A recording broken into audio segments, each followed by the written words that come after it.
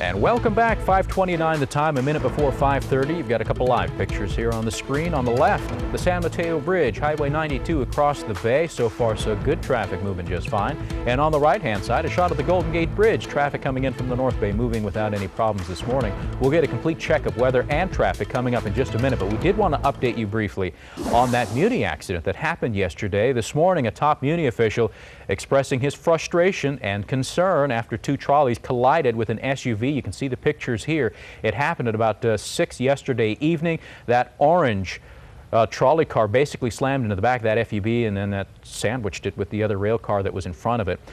This morning, the SFMTA director, Nathaniel Ford, said the accident was intolerable and deeply frustrating. He says he knows the riding public is concerned about Muni safety, and he says, so am I. An investigation is underway, but we can tell you 6 people were injured, and that includes the driver of the SUV and the driver of one of the trolleys. As we said, the cause still unknown, and Muni officials desperate to find some way of preventing this from happening in the future. This, of course, is the second serious Muni crash in less than a month. In fact, we've got video of the last one. You'll recall this. It came, what was it, last month, July 18th, 47 people hurt in that crash. 2 Muni trains collided there at the West Portal station. And witnesses on board that Muni train say they saw the conductor of that train pass out, fall asleep, slumped over, whatever it was, but they say was unconscious at the time of impact. So Muni's investigating that. The NTSB is involved now too. We'll let you know what findings they come up with.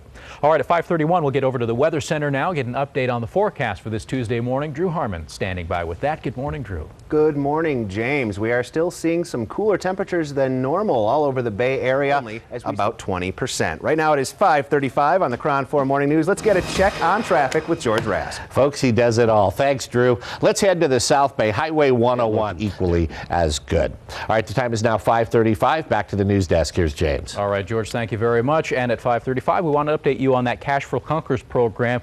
Senate Democrats are going to be twisting some arms there in the chambers, trying to get reluctant Republicans on board with the extra $2 billion for the Cash for Clunkers program. That's, of course, that very popular program in which the government was going to offer you anywhere from $3,500 to $4,500 to trade in your old gas guzzler for a new, more fuel-efficient car. It was so popular that they ran through the $1 billion that was originally allotted for this program in like the first 6 days. And so the House on Friday went ahead and authorized an extra $2 billion. It still has to be authorized in the Senate. We hope for that to happen at least sometime today, maybe tomorrow. And if it does get passed, then of course that money will be available and the program will continue. If it doesn't, though, the program ends. No more Cash for Clunkers money available to the public. But we'll let you know what the Senate decides coming up a little bit on later today. All right, at 5:36, we also wanted to update you on another developing story this morning. This time, out of North Korea right now, where President Bill Clinton out there right now trying to negotiate the release of these 2 journalists, Yoona Lee and Laura Ling. They were, of course, arrested along the North Korean-China border there in northern North Korea some time back and charged with grievous crimes against the state of North Korea. They were sentenced to 12 years of hard labor. Now, there's been a lot of speculation that maybe we've got some sort of backroom deal that's been worked out here between the 2 countries, and that's why former President Bill Clinton has flown out there in an unmarked private plane. The theory is that he'll be out there to secure their release and bring them home. So we're tracking his progress. We'll let you know if we find anything out here before our morning show ends at 11 o'clock this morning. All right, at 5:37, we're going to take another break here, but we'll be back with more in just a moment, so stay with us. Let's go outside, though, give you a live look as we go to commercial at, drumroll please, do we have a live look? Yes, we do.